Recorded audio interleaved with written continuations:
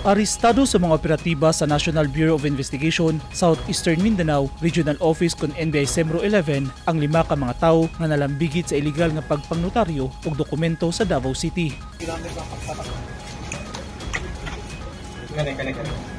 Hindi kuya, may attorney.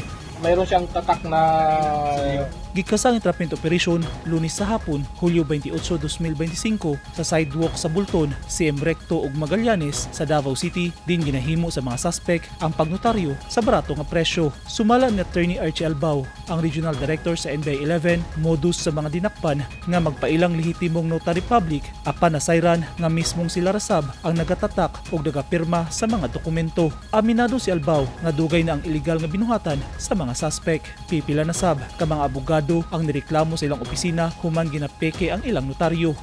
Ito sila ang mga nagpapanggap ng mga notary public dito sa Davao, which in truth and in fact, wala silang mga license or authority or permit galing sa korte. Kauban sa operasyon sa NBI, ang President sa Integrated Bar of the Philippines Davao ug judge sa Regional Trial Court. Gihimo ang operasyon tungod sa reklamo sa mga abogado sa modus sa mga suspitsado. Rate ng notarization depends on the document, but we receive a lot of complaints from our members ng mga lawyers ng Davao, including private citizens.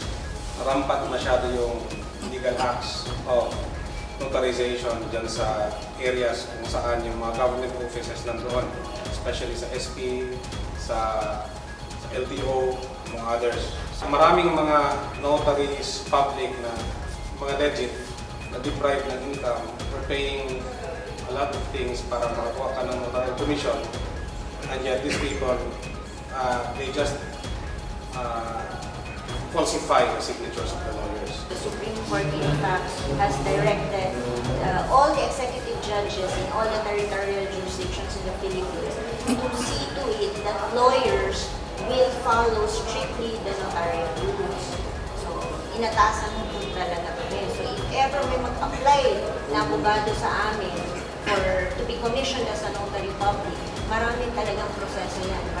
They have to sign the oath before us, and they have to have several documents na pipirma. Hindi lang po itong pipirmahan. Ang pipirma rin meron notarial register.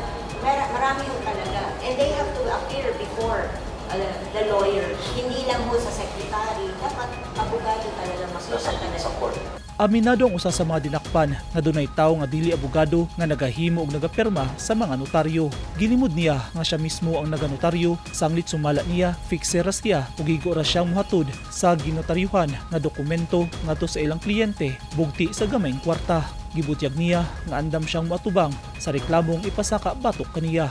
Ano na ako naghahanap ko porsyento para makuha fixer ba? Freestyle ito, ano fixer na. Depende.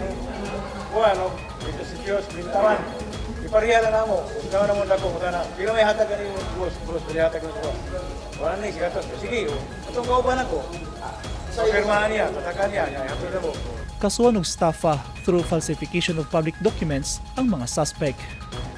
Eugene Hinutan, Newsline Philippines. Stay safe.